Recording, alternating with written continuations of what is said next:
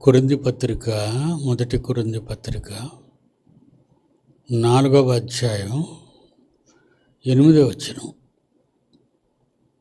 ఇదివరకే మీరేమియూ కొదువలేక కొరింథీయులారా, లేక కొరింథులో ఉన్న దేవుని సంగమా,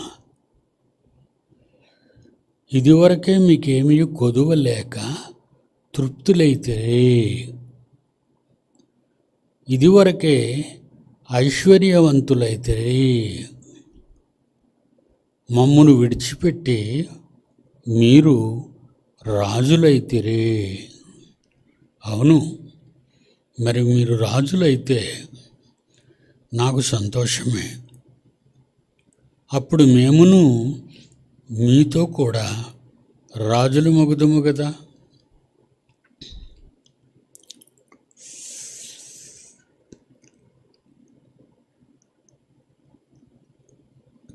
ఇదివరకే మీరేమియూ కొదువలేక తృప్తులైతిరి, ఇదివరకే ఐశ్వర్యవంతులైతిరి, మమ్మును విడిచిపెట్టి మీరు రాజులైతిరి. అవును, మీరు రాజులైతే మిమ్మల్ని దేవునిలోకి తెచ్చిన మేము వాక్యం చెప్పి మాకు సంతోషమే. అప్పుడు మేము మీతో కూడా రాజులు మగుదుము కదా.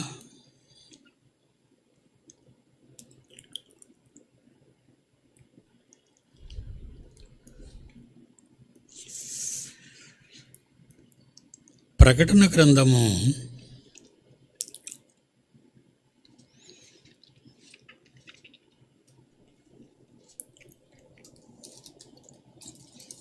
'యోహాను రాసిన ప్రకటన గ్రంథము 3వ అధ్యాయం 17వ వచనం. 3వ అధ్యాయం 17వ వచనం.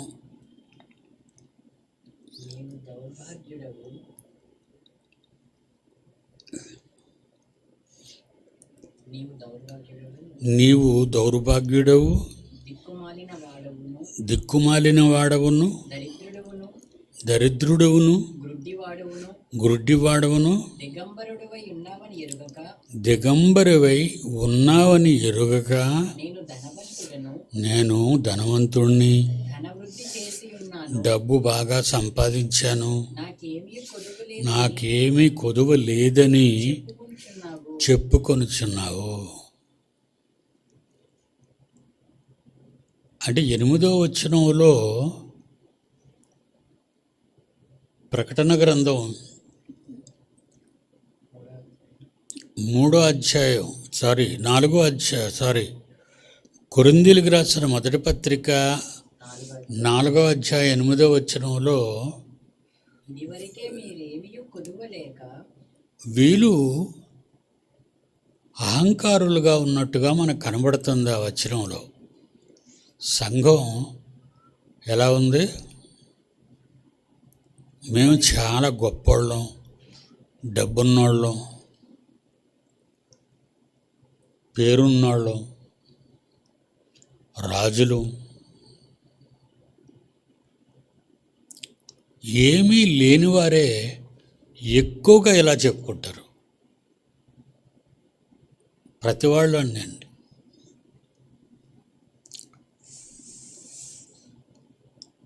దానికి ఒక మాట ప్రయోగిస్తారు.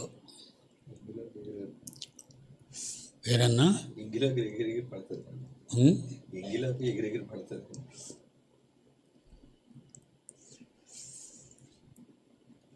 ఏమీ లేనివాడు అన్నీ ఉన్నాయి.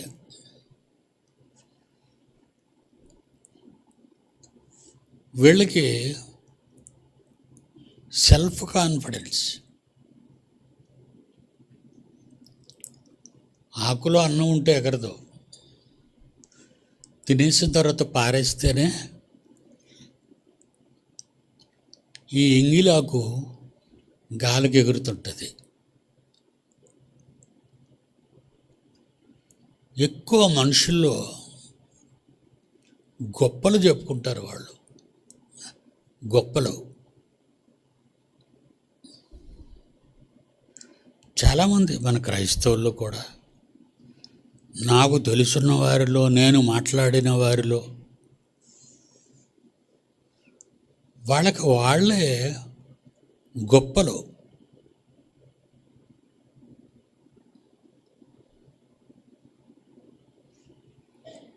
ఆ గొప్పలు చెప్పటం వల్ల నీకు భవిష్యత్తులో చాలా ప్రమాదం కూడా.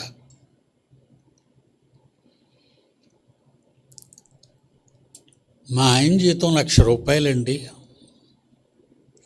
నాకు ఒక 50,000 పంపించేస్తాడు అని ఎవరైనా చెప్పుకున్నారనుకోండి, వినేవాళ్ళు ఏమనుకుంటారు? ఆమెకే లోటండి, వాళ్ళ ఆయన నెలకి 50,000, ఆయనకి ₹1,00,000 జీతం అట, వాళ్ళ ఆయన 50,000 పంపుతాడు. ఒకసారి ప్రశ్నించాను, మీ ఆయన్ని 50,000 ప్రతి నెల పంపితే ఊరి నిండా అప్పులేటి అన్నాను. తెలిసిపోతే కదా, ఏదో ఒక సందర్భంలో వాళ్ళ బాధలు చెప్పుకుంటారు. అంతకుముందు గొప్పలు చెప్పాను నేను దగ్గర, ఇప్పుడు అలా చెప్తే బాగుంటుంది అనేది జ్ఞాపకం ఉండదు, వాళ్ళకి గుర్తుండదు. అప్పుడు జాలిపడి ఇద్దామనుకున్న వాళ్ళు కూడా ఇవ్వరు.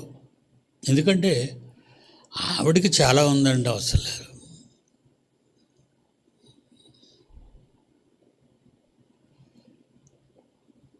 కొరింథులో ఉన్న వాళ్ళలో కూడా ఇలాంటి వాళ్ళే. ఏం చెప్తున్నారు 8వ వచనంలో? ఇదివరకే మీరేమీ కొదువలేక తృప్తులైతిరి అంటే పౌలు గారితో చెప్పిన మాటలు పౌలు గారు ఉత్తరంలో రాస్తున్నారు వాళ్ళకి. ఏమని రాస్తున్నారు? ఇదివరకే అంటే గతంలో కూడా మీరు చెప్పారు, మీకేమీ కొదువు లేక తృప్తిగా ఉన్నామండి, హ్యాపీగా ఉన్నామండి, నిండుగా ఉన్నామండి, దేవుడి దయ వల్ల మాకు ఏ సమస్యలు లేవండి. ఎందుకు మళ్ళా ఇవన్నీ ఎందుకు? ఇలా చెప్పుకోవటం వల్ల నీకు ఇచ్చేవాళ్ళు కూడా ఇవ్వరు. ఆవిడకి ఎందుకండి, ఆవిడ దగ్గర బోల్డ్ ఉంది, ఆవిడే మనకిస్తుందని. ఉండి లేదనిపించుకోవటము తప్పే, లేనిది ఉంది అనుకోవటం తప్పే. దేవుడు ఏమన్నాడు? మీ మాటలు ఎలా ఉండాలట?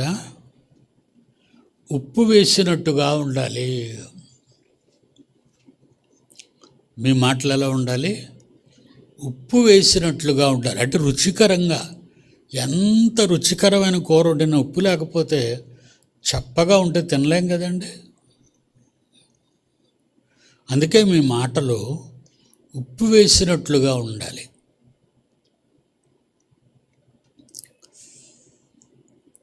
ప్రకటన గ్రంథంలో యోహాను గారు, ఇది అపోస్తలుడని పౌలు గారు, ప్రకటన గ్రంథంలో యోహాను గారు అంటున్నారు, నీవు దౌర్భాగ్యుడువును. 3:17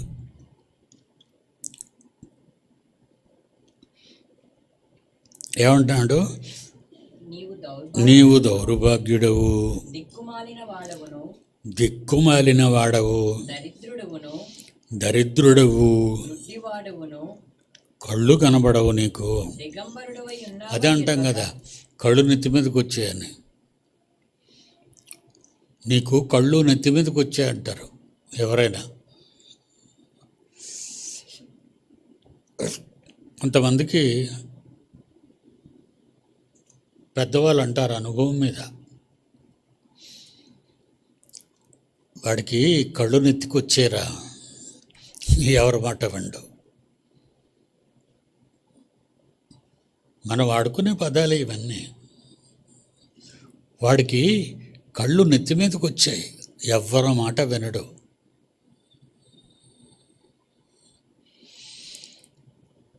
నీవు దౌర్భాగ్యుడవును,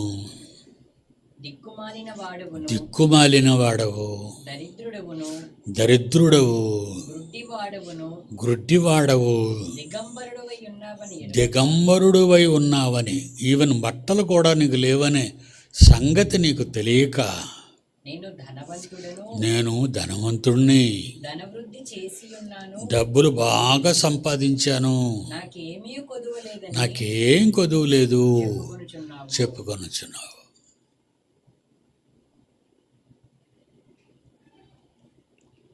మనం కూడా ఎప్పుడు గొప్పలకి పోకూడదు. ఎప్పుడు జ్ఞాపకం ఉంచుకోండి. లేదంటే లేదని చెప్పండి. ఏమీ చెప్పకపోతే అమ్మా దేవుడిచ్చిన మట్టుకు తింటున్నాం ఉంటున్నాం, దేవుని దయ వలన, అలాంటి మాటలు మాట్లాడు. ఉందని చెప్పొద్దు, లేదని చెప్పొద్దు. నా దగ్గర ఉంది అని కానీ ఒకవేళ చెప్పావంటే అప్పులకు వచ్చేస్తారు, అప్పిమ్మని. అదే నీకు ప్రమాదమే. ఎంతమందితో లేదని చెప్పగలవు? కనుక దేవుని పిల్లలారా, మన నాలుకను చాలా జాగ్రత్తగా పెట్టుకోవాలి. ఈ నాలుక నరకం నుంచి అగ్ని తీసుకుంటుందట. ఈ నాలుక పాతాళలోకమందలి నరక గుండంలో నుంచి అగ్ని రప్పించుకుంటుందట నాలుక మీదకి. యాకోబు పత్రిక 3వ అధ్యాయం 6వ వచనం. యాకోబు పత్రిక 3వ అధ్యాయం 6వ వచనం. నాలుక అగ్ని నోరు జారిందో దెబ్బకు దొరుకుతావు.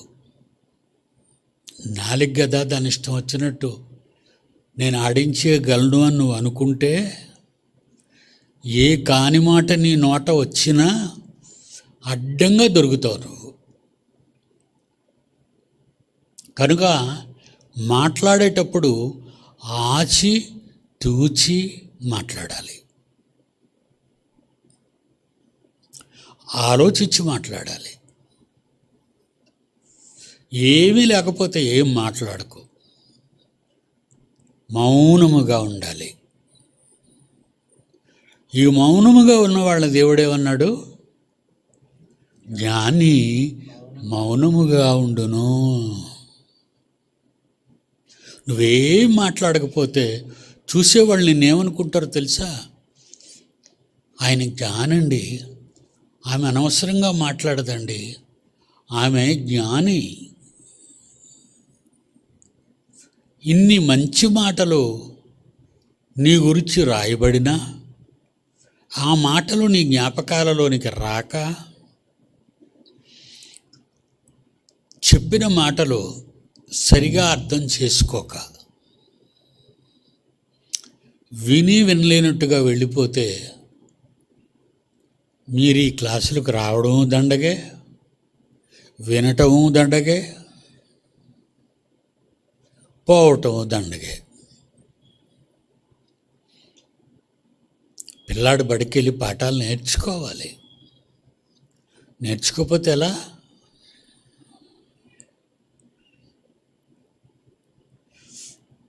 తర్వాత ఏమంటున్నాడు? మీకేమీ కొదువు లేక తృప్తులైతిరి, ఐశ్వర్యవంతులైరి. ఇదివరకే ఐశ్వర్యవంతులైతిరని నాతో చెప్పారు మీరు. తర్వాత అన్నాడు, మీరు రాజులైతిరి.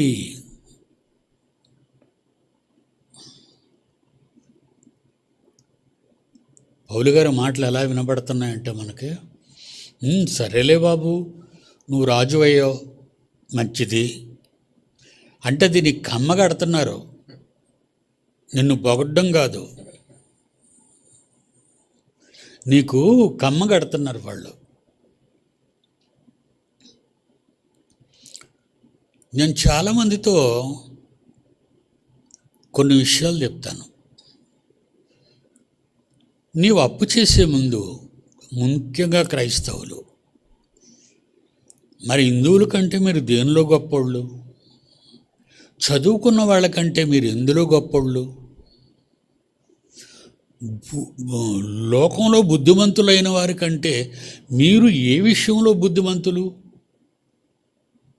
ఇవన్నీ కూడా క్రైస్తవులు అయినప్పటి నుంచి వింటున్న దేవుని మాటలు వాళ్ళ మెదడులో దాచుకోవాలి.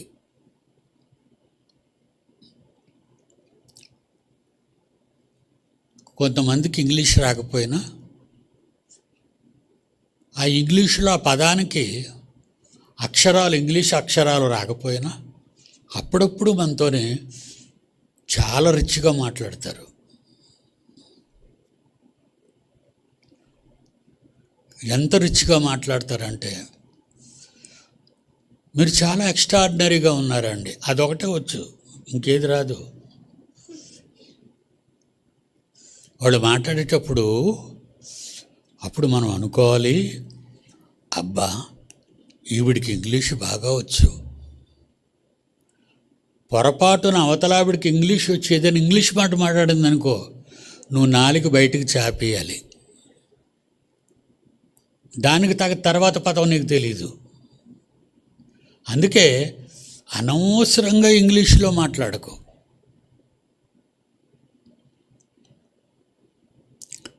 నువ్వు చెప్పాలనుకునే లైన్ అంతా ఇంగ్లీష్ వస్తే అప్పుడు మాట్లాడు, అది మాట్లాడు.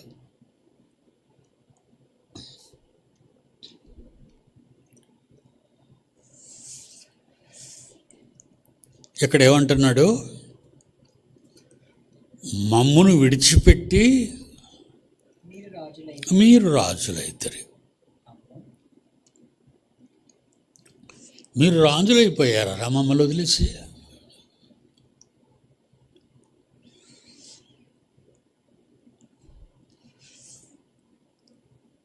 ఎక్కువ అప్పులు చేసే వాళ్ళతో మాట్లాడతాను. ఎక్కువగా అప్పులు చేసేవాళ్ళు ఉంటారు, వాళ్ళతో మాట్లాడతాను.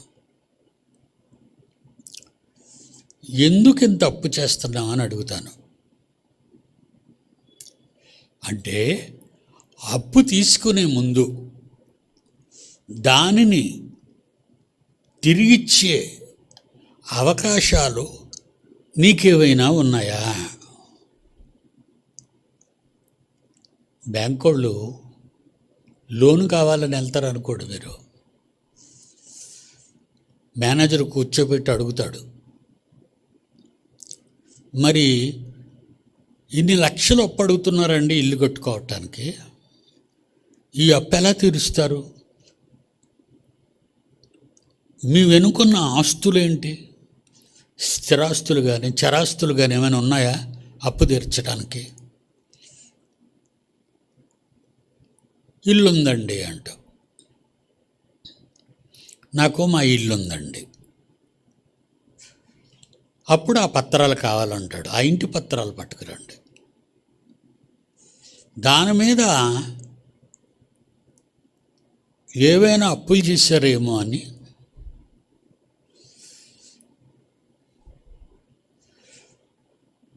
రిజిస్టర్ ఆఫీసులో కానీ డాక్యుమెంట్ రైటర్స్ దగ్గరికి కానీ లాయర్ దగ్గరికి కానీ ఆ బ్యాంకు మేనేజర్ పంపుతాడు. దీని మీద ఆల్రెడీ అప్పులు ఉన్నాయండి అంటే మరి ఇవ్వడు. ఇక మేము అప్పు ఇవ్వమ్మా, వెళ్ళిపోండి. నువ్వు తీర్చగలిగే స్తోమత ఉంటేనే తప్ప అవసరమైన దానికంటే ఎక్కువ అప్పు చేయకూడదు.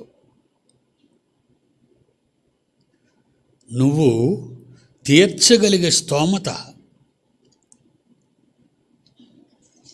పాతప్పులు తీర్చలేక నలిగిపోతున్న టైములో కొంతమంది వ్యాపారస్తులు టాపప్ ఇస్తామంటారు. టాపప్పు, ఇదే అప్పు. నీకు అప్పున్నా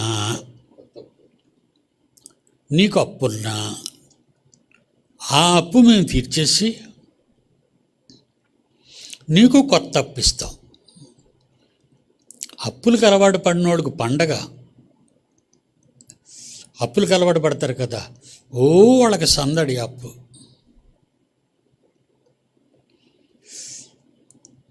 మన సెమినార్లో ఒక ఆవిడ నా దగ్గరికి వచ్చింది.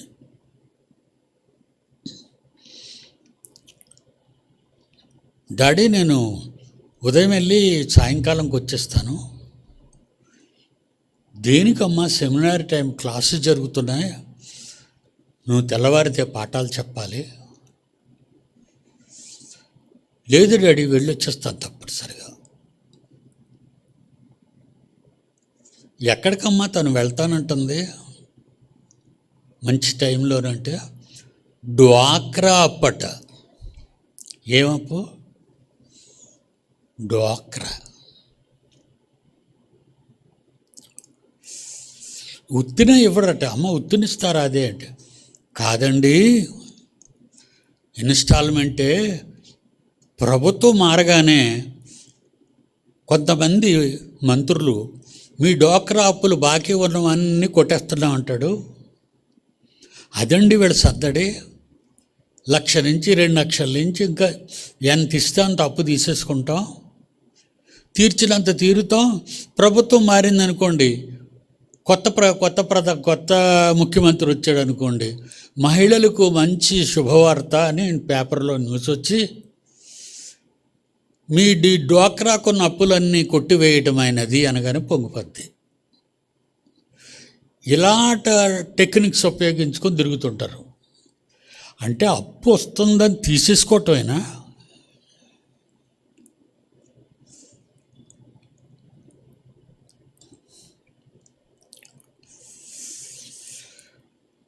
మీరు రాజులైతే అవును,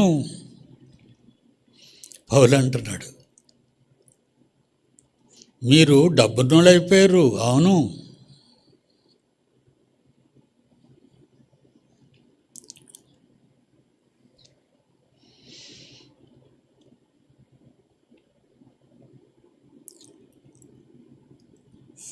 రోమాపత్రిక 5వ అధ్యాయం 17వ వచనం.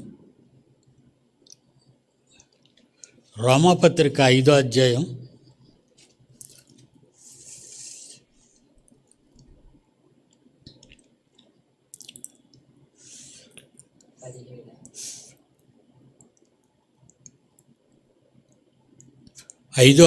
17. మరణము ఒకని అపరాధ మూలమున వచ్చినదై, ఆదాము చేసిన ఒకని అపరాధము వలన వచ్చింది. ఆ ఒకని ద్వారానే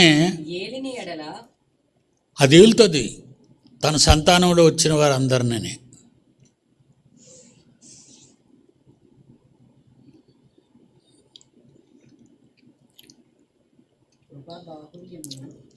కనుక దేవుని పిల్లలారా,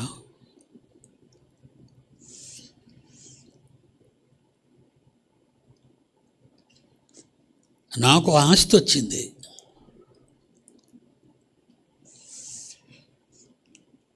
ఆస్తిని నేను నా పిల్లల కోసం దాయాలి. అందరూ గమనించండి, సుప్రీంకోర్టు 2 రోజుల క్రితం ఒక మంచి తీర్పు ఇచ్చింది. అది ఈవేళ. కానీ ఎన్టీ రామారావు పాలించిన ఆంధ్ర రాష్ట్రాన్ని ముఖ్యమంత్రిగా అయినప్పుడు దేశంలో ఎవ్వరూ చేయలేని ఒక గొప్ప సాహసం చేశాడు. ఏంటంటే, తండ్రుల ఆస్తులను కొడుకులు మాత్రమే పంచుకోకూడదు. తల్లిదండ్రులు సంపాదించిన ఆస్తుల్ని కొడుకులు మాత్రమే సంపాదించుకోకూడదు. కూతుర్లకు కూడా సమాన హక్కు ఇచ్చేమన్నాడు రామారావు. కూతురుకు కూడా సమాన హక్కు. కొడుకు రూపాయి ఇచ్చావనుకో కూతురికి రూపాయి ఇవ్వటమే, కొడుక్కి ₹1,00,00,000 ఇచ్చావనుకో కూతురికి ₹1,00,00,000 ఇవ్వాలి. అది 2 రోజుల క్రితం మన భారత అత్యున్నతమైనటువంటి న్యాయస్థానం సుప్రీంకోర్టు వాళ్ళు కొడుకులతో పాటు సమానంగా ఆస్తి హక్కులు ఆడపిల్లలకు కూడా చెందుతాయి అని.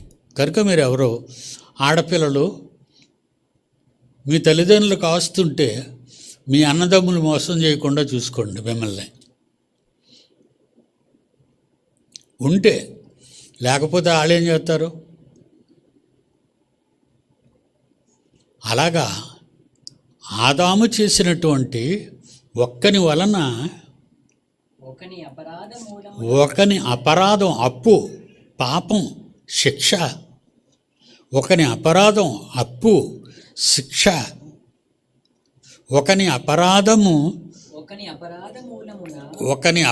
మూలముగా మరణము వచ్చినదై ఆ ఒకని ద్వారానే అది ఏలుతుంది అందరినీ. అలాగే దేవుని యొక్క మహాకృప, అదే తల్లిదండ్రులకి ఆస్తిస్తే నీతి దానం మీకు న్యాయముగా ఇవ్వబడినది. యేసు రక్తము మీకు న్యాయముగా ఇవ్వబడినది. మీరు కోరిన పాప క్షమాపణ మీకు న్యాయముగా దేవుడిచ్చినది. పాపము నుండి విముక్తి పొందుతారు మీరు. ఆ విషయాలు గుర్తు చేస్తూ పౌలు గారు దేవుని యొక్క మహాజ్ఞానాన్ని ప్రపంచానికి తెలియనిదంటూ బైబిల్లో ఏమీ లేదని, తన పిల్లలైన భూమి మీద పుట్టిన ప్రతి ఒక్కరూ దేవుని యొక్క మహాజ్ఞానాన్ని కలిగి భద్రంగా బతకాల సుమా అని కొరింథీయులకి చెప్పాడు. ఓకేనా? నెక్స్ట్ వీక్ మాట్లాడుకుందాం. సెలవు.